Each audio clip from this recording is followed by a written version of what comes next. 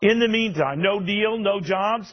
Well, don't laugh. To hear some business bosses tell it, Congress and the president don't settle, well, they're not going to hire. Ron Shaich is the founder and the co-CEO of Panera Bread. He's co-founder of the political group No Labels. That is a legitimate threat, isn't it, Ron? That these guys, all guys in Washington, have to get serious about this, or you and your not a political stripe among your colleagues is going to just sit, right? Absolutely, Neil. I mean, you really saw it in this election. There was no mandate from one of the hyper-partisan positions or the other. There was a demand from the people of America. We want solutions to these problems. And you heard it from President Obama last night, Governor Romney last night. You heard it from Speaker Boehner today, speaking about no more bickering, solving problems. The real question is, will they do it? Can we demand that they do it? You know what happens, Ron? You and I have talked so often over the last year about this. Everyone wants to save face. No one wants to look like they've caved. It was the old Ronald Reagan story. I guess I'll be happy with 80% of the loaf rather than no loaf at all. So everyone is afraid about giving away too much.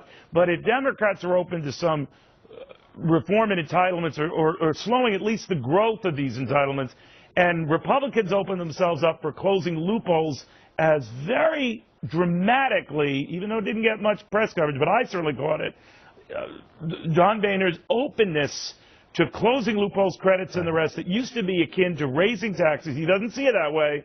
That is a start, is it not? Well, you know, we have to start with a simple position.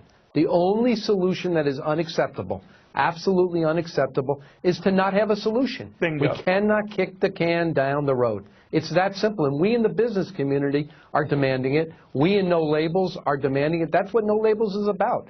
Let's have a solution, realistic solutions to these problems. You know, all this time I thought it was a retail sale thing you had going. I had no idea it was a.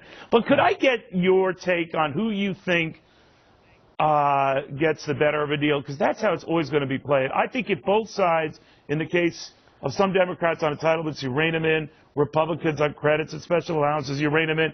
It's a win-win, I would assume, for both sides. Or is there the political danger that in the next election, I can't believe I'm saying this, 2 years out, midterm, they're all going to be crucified? I mean, we can't, listen, they should be crucified if they don't solve it. But we all know the framework of a decision. And where it ends up, you talk about the debt, it's essentially 75% cost reduction, 25% tax increases in some way. You've got to put both on the table. We can't live in a where Republicans are saying we will never, ever, ever allow a tax increase. We can't live in a world where Democrats are saying we will never, ever adjust entitlements. You can't solve a problem when you come from an ideological position. Yeah. We need solutions. We don't need ideologues. You're right. And this is all about moving the ball forward. I always say, you know, you can be as dogmatic and, you know, as you want to be, but you got to move the ball. Well put, Ron. Thank you very much. Good seeing you again. Absolutely. All right.